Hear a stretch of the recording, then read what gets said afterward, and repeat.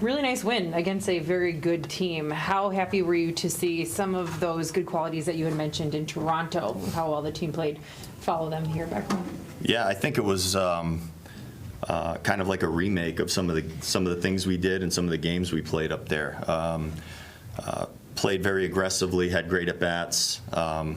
Byron Buxton stole third base, which was awesome. Came in my office. He never comes in the office too often by himself, but he walked right in there after the game for some high fives. He was pretty fired up.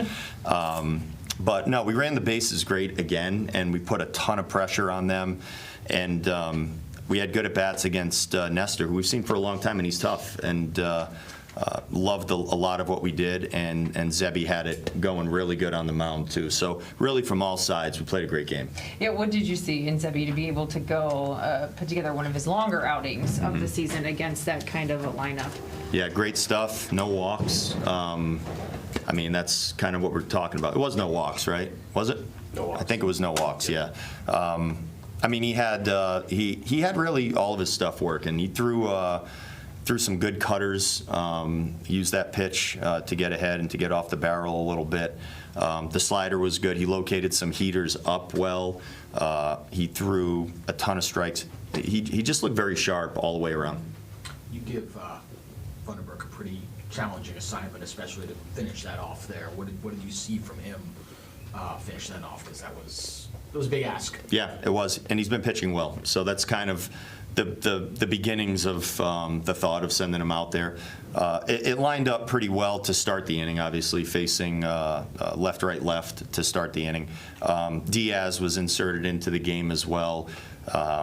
And then obviously the question, even from the beginning of the inning, is what do you do with Tatis? I don't know if there's ever going to be an ideal answer to that question. Tatis, one of the best players in the game. There are some ways I guess you could kind of look at. He's crushed right-handed pitching, maybe even a tick better than left-handed pitching. But Fundy has stuff that can get off the barrel of almost any hitter. If he makes good pitches and he's in the zone enough, he can get in on some guys. And the fact that we did leave him out there, I did want to see him pitch. I did want to see him finish it off. And Pete next to me was all on board with that idea as well. But just the fact that, what was it, a 2-0 pitch that Tatis swung at and flew out to right field on. He totally got off the barrel on a 2-0 pitch to one of the best right-handed hitters in the game. Probably tells you a little something about the action on Fundy's pitches. But he's been throwing the ball very well.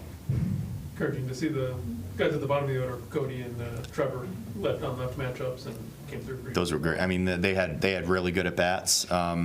They faced a bunch, not just the starter, they faced a bunch of left-handed arms today, and they competed really well. It's about competing sometimes. When you don't face that many left-handed pitchers and you go out there, are you competing? Are you finding some part of the barrel? Are you swinging at the right pitches, not expanding? They just had tough at-bats. They knew what they were looking for. They offered at it, and they hit some balls. They hit some balls pretty good. They made. That's what makes everything happen. When the whole lineup's making hard contact and putting the ball in play with runners in scoring position and things like that.